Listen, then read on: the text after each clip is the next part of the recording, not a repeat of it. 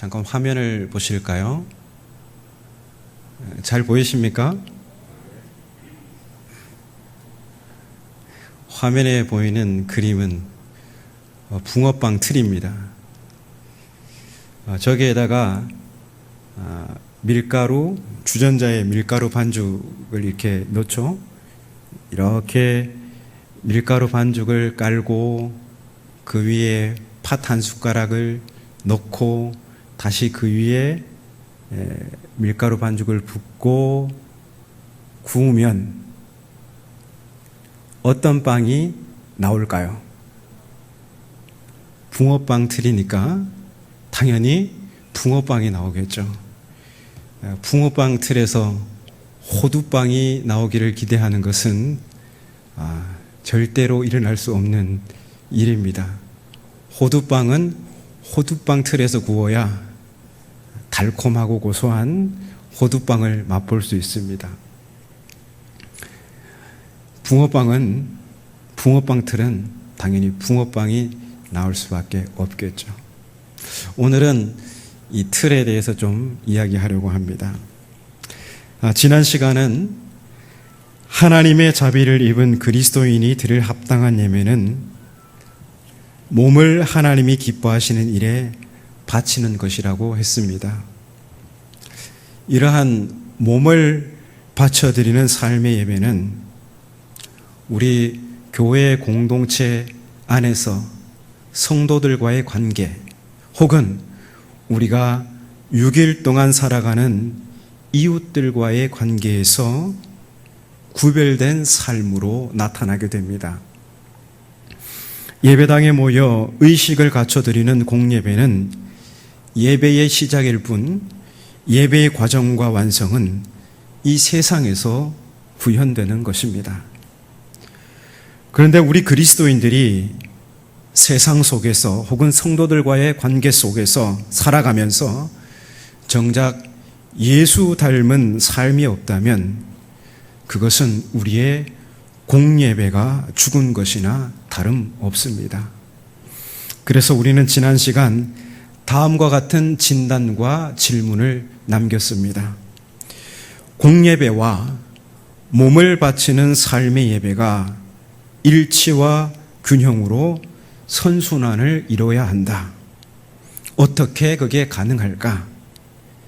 그래서 이 질문을 가지고 로마서 12장 2절을 가지고 오늘 그 해답을 찾아가기로 했습니다.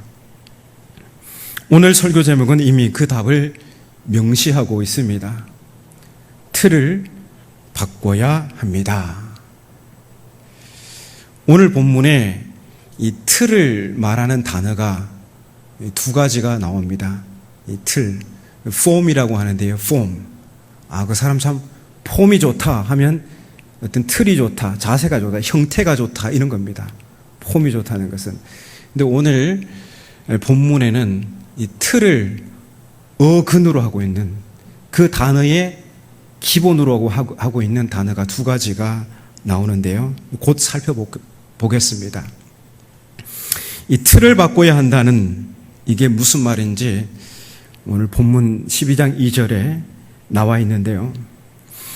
오늘 본문에는 몸을 바쳐 드리는 삶의 예배는 하나님의 뜻을 분별하는 데서 시작한다고 합니다. 하나님의 선하시고 기뻐하시고 온전하신 뜻이 무엇인지 분별하라 이렇게 말하고 있죠. 그런데 이러한 분별력은 두 가지 요구가 충족될 때 가능합니다. 하나는 이 세대를 본받지 않는 것이고 다른 하나는 오직 마음을 새롭게 함으로 변화를 받는 것입니다. 먼저 이 세대를 본받지 않는 것, 여기에 틀이라는 어근을 가진 단어가 나옵니다. 바로 이 본받지 않다 할 때 이 본받다는 말이 이 form이라는 어근을 가지고 있습니다. 그래서 이 세대를 본받지 말고라는 말씀을 직역하면 이 세대의 틀에 맞추지 말라 이런 뜻입니다. 이 세대의 틀거리에 맞추지 말라. 혹은 이 세대의 보조에 따라가지 말라. 이런 말이 됩니다. 오늘 우리로 하여금 하나님이 선하시게 여기시는 것이 무엇인지, 또 하나님이 기뻐하시는 것이 무엇인지, 혹은 하나님의 온전하신 뜻이 무엇인지 분별하지 못하도록 방해하는 이 세상 풍조의 틀이 무엇일까요? 여러분은 그 틀이 무엇이라고 생각하십니까? 이 세상은 소수만이 살아남는 약육강식의 체제, 그 틀을 가지고 있습니다. 이 같은 틀 안에 들어가, 이 같은 링 안에 들어가 그곳에서 살아남으려면 온갖 노력을 기울이며 싸워야 합니다. 남을 돌아볼 여유가 없죠. 함께 경쟁하는 동료가 넘어지면 그것은 잘된 일입니다. 고소하기도 하고 마음이 시원하기도 합니다. 잠시 멈춰서서 그를 붙들어 세우는 사람은 미련한 사람입니다.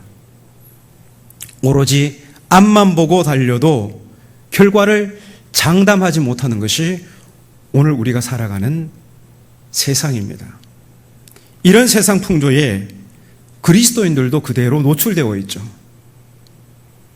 그런데 이 살벌한 세상에서 살아남아 사람들에게 인정받는 자리에 오르면 그리스도인들이 하나같이 하는 이야기가 있습니다.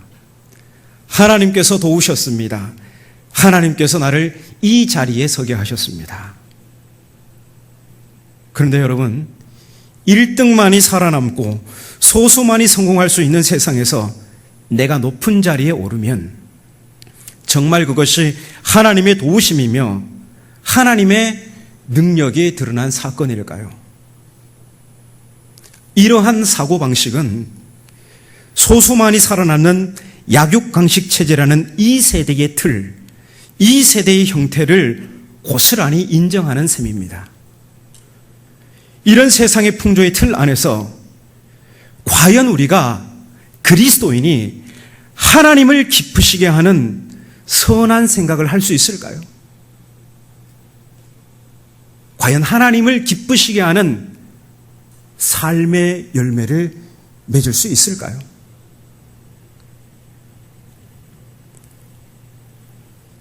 이웃을 돌아볼 여유도 없습니다. 즐거워하는 자와 함께 즐거워하고 우는 자와 함께 울라고 했는데 이런 세상의 풍조의 틀 안에서 이런 실천이 가능한 것일까요? 여기서 우리가 오해하지 말아야 할 것이 있습니다. 우리가 이 세대가 조장하고 강요하는 틀을 버린다는 것은 더 이상 경쟁과 노력을 하지 않겠다는 선언이 아닙니다. 이 세상 풍조의 틀을 버린다는 것은 노력과 경쟁 자체의 무의미성을 말하는 것이 아니라 우리의 땀과 노력과 경쟁이 지향하는 바를 새롭게 하는 것입니다. 세상은 이렇게 경쟁하고 노력해서 다 나 잘 먹고 잘 살기 위해서입니다.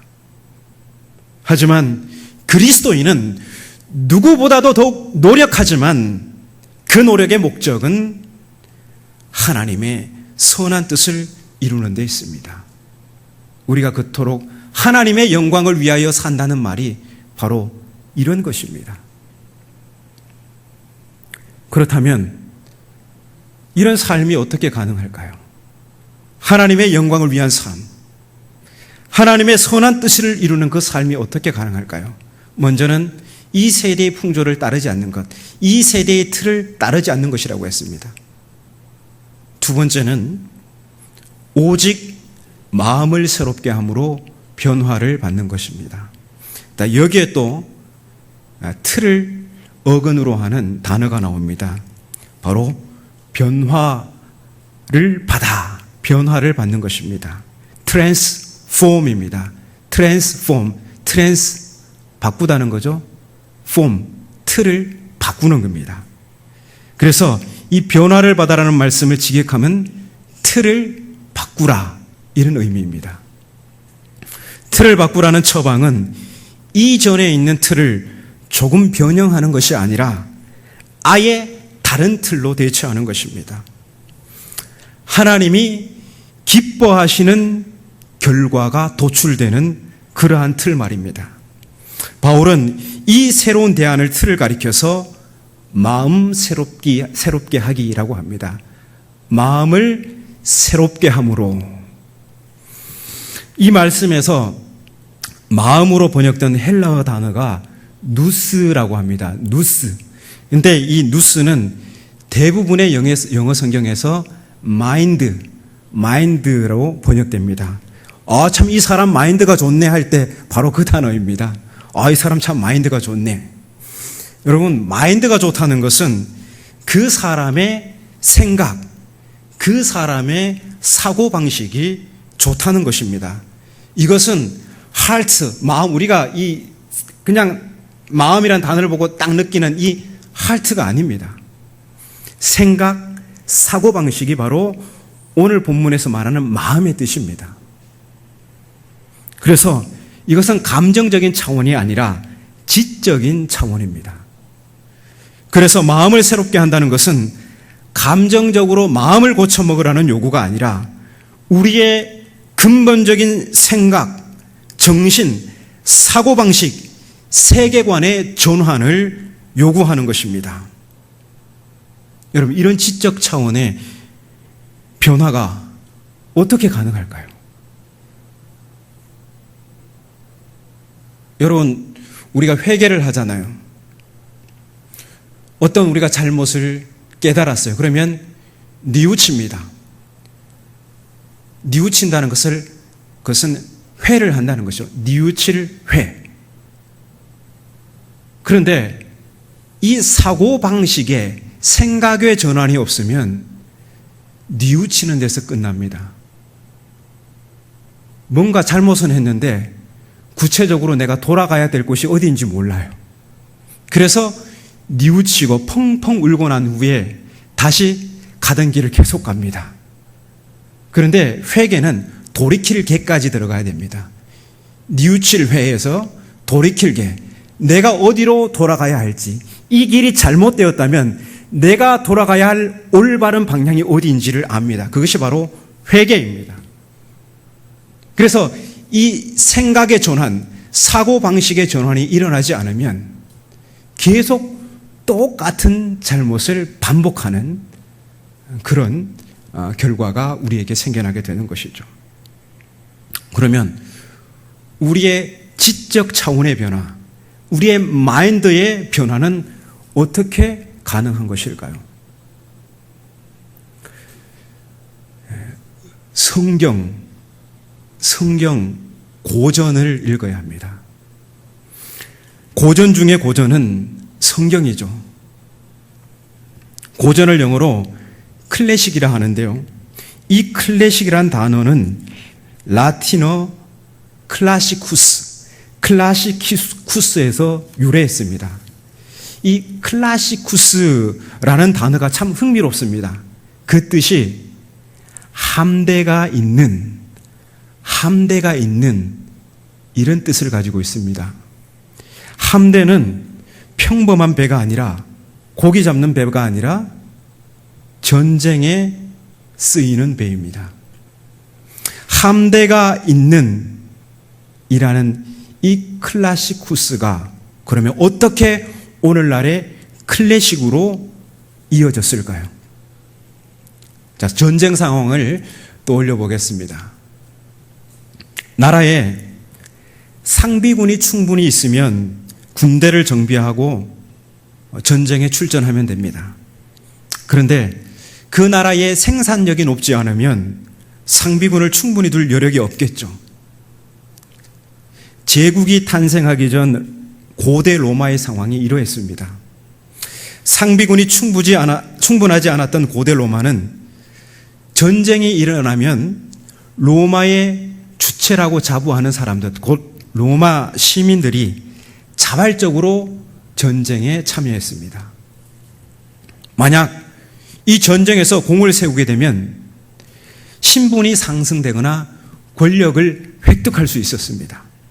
그런데 내가 상비군이 아닌 한 무장을 자신이 해결해야 됐습니다. 자기 돈으로 전쟁에 필요한 방어용 무기나 공격용 무기를 사야 했습니다. 그러면 돈이 많은 부자나 귀족들은 중무장을 할 수 있었겠죠. 좋은 갑옷과 좋은 창과 칼을 구비할 수 있었습니다. 반면 가난한 사람들은 상대적으로 경무장 보병이 되었습니다. 그러면 이 두 부류 중 누가 전쟁에서 공을 세울 가능성이 높습니까?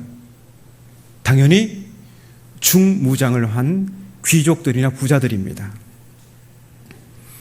그런데 무려 함대를 보낼 수 있는 재력의 소유자가 있다면 어떻게 될까요? 전쟁에서 어마어마한 공을 세우겠죠. 고전, 클래식이란 바로 이런 것입니다. 한 사람이, 한 사회가, 인류가 전쟁과 같은 위기 상황에 있을 때 그것을 이겨낼 수 있는 정신적 자원이 될 만한 사상, 지식, 책, 예술이 바로 고전입니다. 바로 성경이 그렇습니다. 이처럼 우리가 고전이라 부르는 것에는 생존과 그 이상의 인간다움을 구현하는 강력한 힘이 깃들어 있습니다. 이런 의미에서 성경이야말로 고전 중에 고전이죠. 성경으로 무장한 사람이야말로 자신의 몸을 바쳐 모든 선한 일을 행할 힘을 갖추게 됩니다. 그래서 디모데후서 3장 16절 17절 이렇게 말하지 않습니까? 모든 성경은 하나님의 감동으로 된 것으로 교훈과 책망과 바르게 함과 의로 교육하기에 유익하니 이는 하나님의 사람으로 온전하게 하며 모든 선한 일을 행할 능력을 갖추게 함이라.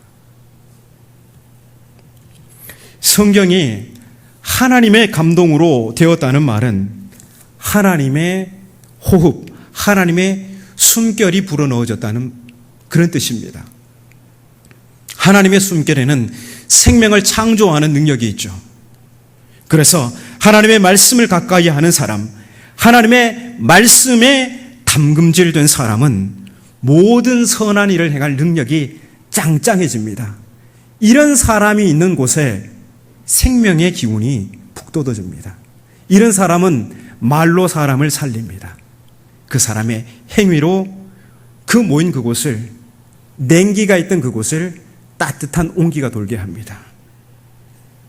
왜냐하면 이 사람은 하나님의 말씀으로 온전해졌기 때문이죠. 자, 여기서 하나님의 말씀으로 온전해졌다는 말은 하나님의 사람으로 최적화되었다는 말입니다. 성경에서 하나님의 사람으로 최적화된 사람들을 가리켜서 예언자라고 합니다. 예언자는 하나님의 말씀을 대언하는 사람들이죠. 그런데 이 예언자들은 하나같이 나라가 임박한 위험에 놓였을 때 등장합니다. 한마디로 절체절명의 위기의 순간에 이 예언자들이 등장합니다. 주전 8세기부터 북이스라엘과 남유다에 외세의 침공이 잦았습니다. 이때 등장한 예언자들의 특징은 기적을 전혀 베풀지 못합니다. 엘리야라든지 엘리사와 같은 이전의 예언자들은 막 죽은 사람도 벌떡벌떡 이렇게 세우고 막 독이 있는 이 독국물을, 이 독을 그냥 해독할 수 있는 뭐를 이렇게 소금을 뿌리고 이러면서 해독하고 많은 기적을 베풀잖아요. 그런데 이 주전 8세기 이후부터 등장하는 예언자들은 기적을 전혀 베풀지 못합니다. 모두 글쟁이고 말쟁이들입니다.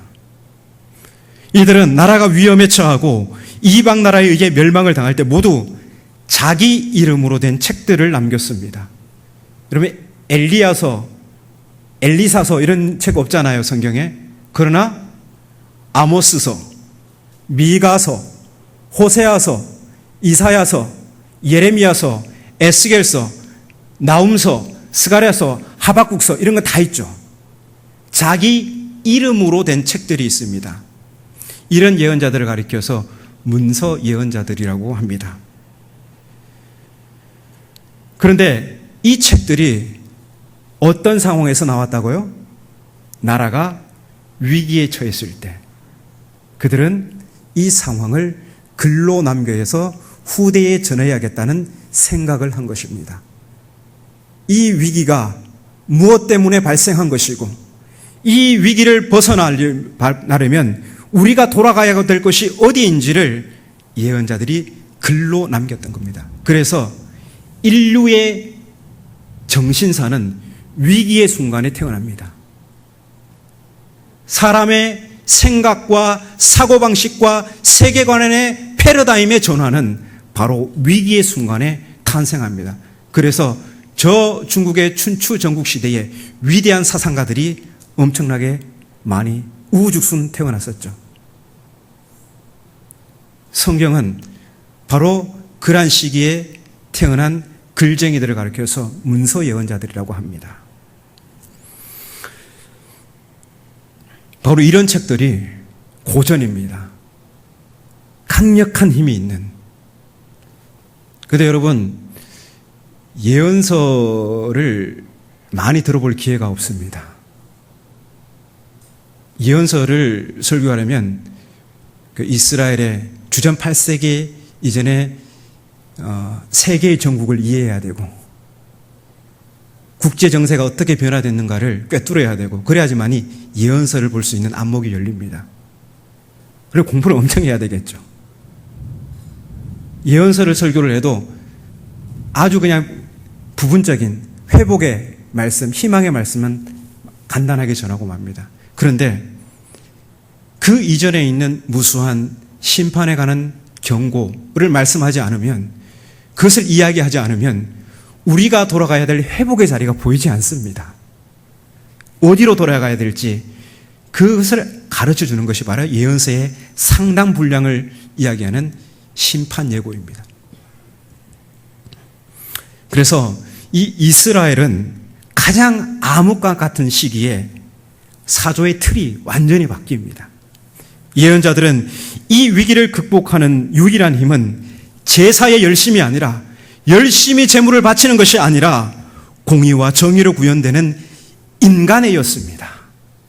놀랍지 않습니까? 예언서를 공부하지 않으면 예수님의 말씀을 이해할 수가 없습니다. 토라를 공부하지 않으면, 율법을 공부하지 않으면 예수님의 말씀을, 예수님의 말씀하는 평화가 무엇인지, 예수님이 말씀하는 하나님의 나라가 무엇인지 이해할 수가 없습니다.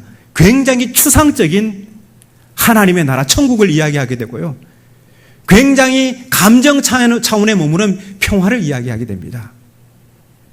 그런데 이 예언자들은 이 나라가 하나님의 임박한 멸망의 위기에 놓였는데, 이 위기를 극복할 수 있는 유일한 힘, 하나님의 진노를 누그러뜨리는 유일한 힘은 제사의 열심이 아니라 공의와 정의로 구현되는 인간애였습니다. 그런데 이러한 인간애는 비단 성경만이 아니라 동서고금 정신사에 출연한 대부분의 고전에서 볼 수 있는 공통점입니다. 프랑스 혁명을 배경으로 하는 소설 레 미제라블, The Miserable, 이 소설의 메시지도 형제애입니다. 이웃을 나 자신의 하나같이 사랑하는 것. 결국 성경이 우리에게 요구하는 근본적인 변화의 틀은 공의와 정의로 구현되는 이웃 사랑입니다. 나와 함께 신앙하는 동료들을, 그리고 6일 동안 세상에서 만나는 이웃들을 나 자신의 하나같이 여기라는 것이죠. 3절부터 이어지는 구체적인 권면들은 바로 이러한 사랑을 바탕으로 한 권면들입니다. 그래서 13장에는 사랑은 이웃에게 해를 범하지 아니하나니 그러므로 율법의 완성은 사랑이라고 하지 않습니까? 그 모든 율법이 사랑이란 틀 안에서 해석되고 구체적으로 이 땅에서 구현되어야 한다는 것이죠. 이처럼 하나님의 말씀에 담금질될 때 우리는 비로소 이 세상을 아름답게 하는 강력한 힘을 소유할 수 있습니다. 그런데 안타까운 것은 우리가 고전을 읽지 않는다는 데 있죠. 그리고 교회에서 이 성경을 깊이 가르치지 않습니다. 고전은 어렵죠. 대부분의 청중은 쉬운 것을 선호합니다. 하지만 쉬운 것은 사람의 생각, 사고방식, 세계관의 변화를 가져다 주지 못합니다. 쉽게 신앙생활을 하면 가벼운 신앙인이 될 수밖에 없습니다. 어떤 책이 어렵다는 것은 생각의 층위가 겹겹이 쌓여 있기 때문입니다. 오늘날 세상 풍조는 생각하는 것을 싫어하죠. 그래서 굉장히 이미지화되었습니다. 어떤 이미지를 우리가 보면서 어떤 소리를 들으면서 그대로 생각하지 않고 느끼는 것을 좋아합니다. 그래서 생각하는 힘이 점점 약해지고 있습니다. 여러분, 사경회라는 말 들어보셨죠? 사, 조사할 때 그 사자입니다. 경, 하나님의 말씀이죠. 하나님의 말씀을 조사하듯이 막 파고드는 것을 파고 또 파고 또 파는 것을 사경회라고 합니다. 자, 이 말은 1890년 미국에서 온 언더우드 선교사가 자기 집 사랑방에 7명의 교인을 모아 성경 공부를 시작하면서 그 성경 공부 모임을 가리켜 부르게 된 말입니다. 이 사경회 운동은 부흥회와 함께 초기 한국교회 성장과 발전의 원동력이었습니다. 즉, 초기 한국교회 성장의 두 날개는 사경회와 부흥회였습니다. 일제강점기에도 사경회 운동은 멈추지 않았습니다. 어디에서 사경회가 벌어진다고 하면 온 가족이 음식을 싸들고 가서 여러 날을 숙식하면서 사경회에 참석했습니다. 이렇게 전국에서 일어난 사경 운동에 참석한 수는 연 130만 명이었다고 합니다. 엄청나죠?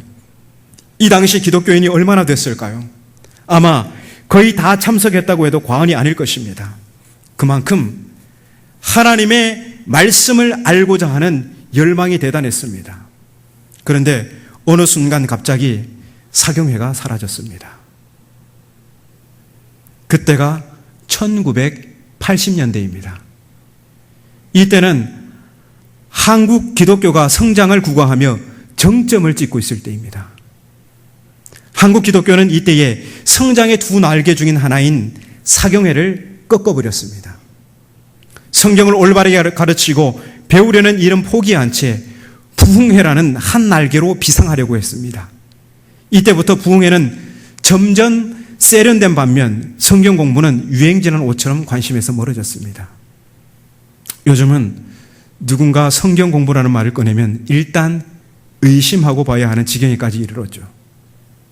지금은 이단들이 성경을 적극적으로 가르칩니다. 그래서 성경 공부는 이단들이나 하는 것처럼 되어버렸습니다. 제게 히브리어를 가르쳐 주시는 선생님은 작금의 한국교회가 맛을 잃고 우리 사회의 지탄이 된 그 원인의 단초가 1980년대 사경회를 벌인 것이라고 분석합니다. 우리 그리스도인들이 하나님의 선하시고 기뻐하시고 온전한 뜻이 무엇인지 분별하려면 성경을 제대로 배워야 합니다. 교회에 좋은 성경 교사가 있어야 합니다. 그리고 양질의 성경 교육을 받아야 합니다. 그래서 생각하는 힘을 길러야 합니다.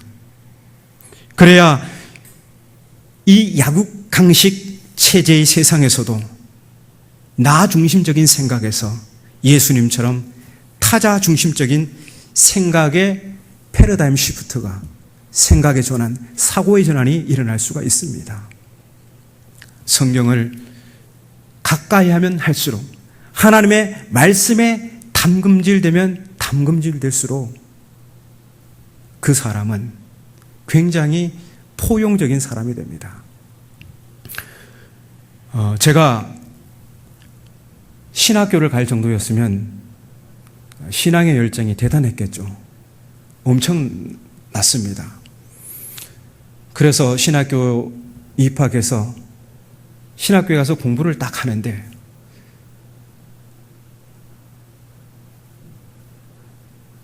처음에는 너무나 재미있었어요. 그런데 저런 공부를 하면서 어떤 일이 벌어졌냐 하면 제가 가지고 있는 신앙의 어떤 그 틀이 무참히 무너지는 것을 경험했습니다. 저는 제가 가지고 있는 신앙의 신념이 전부라고 생각했습니다. 그걸 그만큼 확신했기 때문에 신학교까지 갔겠죠. 그런데 신학교에 가니까 배우게 되는 것은 뭐냐면 네가 알고 있는 신앙의 신념은 수많은 신앙의 신념들 중 지극히 하나일 뿐이다. 이것을 가르쳐 주더라고요. 신학은 바로 그러한 힘이 있습니다. 신학을 우습게 여기고